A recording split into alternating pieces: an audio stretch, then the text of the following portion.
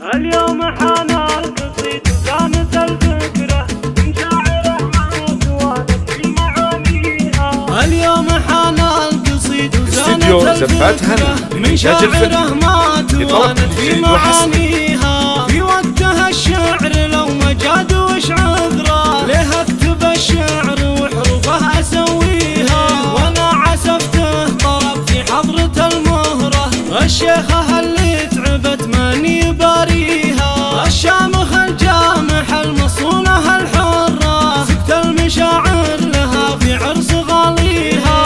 اي والله انك فخر يا نادر الدرة، هي فرج الله فخر قوم نحييها. بنت الذي في لزومه ما قصر شبره، على الكرم والعطا جدي مربيها. تعطي بلا من ما استديو زفات هنا إنتاج الفيلم. ونشهد ان الكرم والجود كاسيها. واختم قصيدي بعد ما زانت الفكرة، عسى يدوم الفرح ويعيش راعيها. اليوم حان القصيد وزانت الفكرة من شاعره ما توانت في معانيها. في وقتها الشعر لو ما جاد وش عذره، ليه اكتب الشعر وحروفه اسويها. وانا عسفته طرب في حضرة المهرة، الشيخة اللي تعبت ماني باريها. الشامخ الجامح المصونة الحرة، سكت المشاعر لها في عرس غاليها.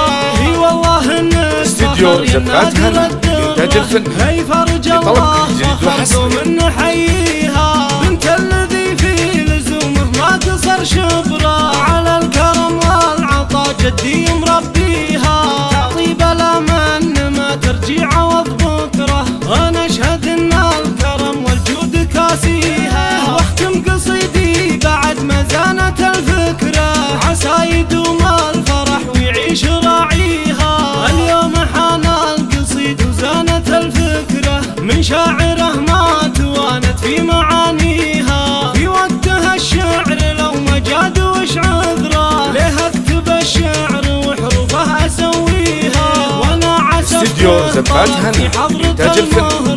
الشيخة اللي تعبت ماني باريها. الشامخ الجامح المصونة الحرة، سكت المشاعر لها في عرس غاليها.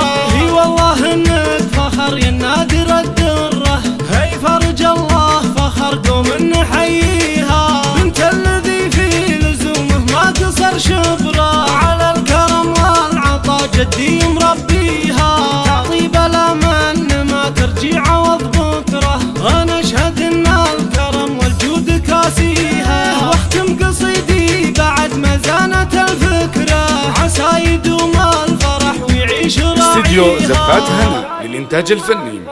لطلب كل جديد وحصري